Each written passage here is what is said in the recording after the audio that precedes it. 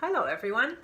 Today I would like to talk to you a little bit about shoulder rest accessory that allows you hold the violin in place without any troubles. Some of you should have it in your cases, especially if you're in a higher grade, if your violin is a little bit bigger.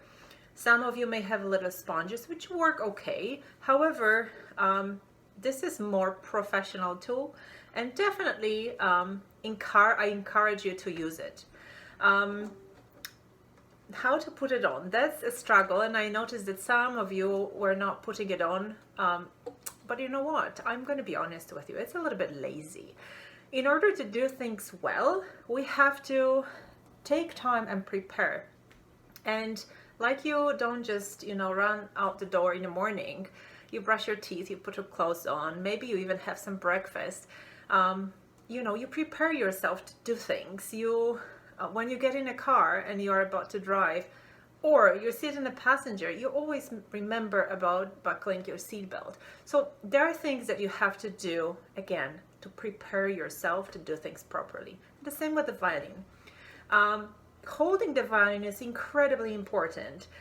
Why? Because common misconception is that we're holding the violin with our hand. But if we hold the violin with our hand, that this hand is not free to do what it's designed to do, which is play freely, move up and down the fingerboard, and create different tones.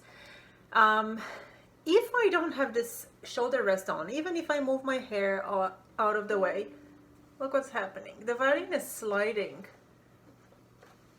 because my chin, which should be holding the violin, is, even if it's doing its best, the space between my chin and my shoulder is just too big. It's too wide. The width of the violin is too small, so we have to fill it in a little bit. And also, your shoulder rests are made out of a material that prevents violin from sliding. So how to put it on? The shoulder rest has hooks on both sides. They're made out of rubber, which helps it stay in place.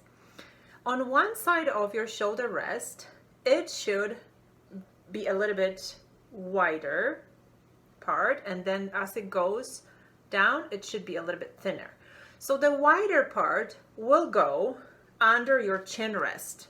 So it will be right under the chin rest. The thinner part should be on the other side, so kind of opposite side to the chin rest.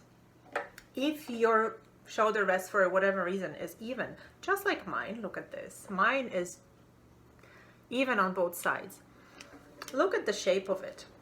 If I hold it upside down, it's going to perfectly match the shape of my shoulder. If I put it like this, doesn't make any sense.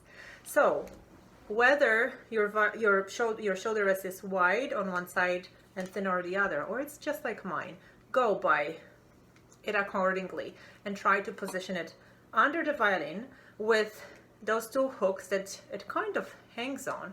And now the other part is still farther away, so you have to move it towards the middle of the violin and then slide it onto its place, and there it is.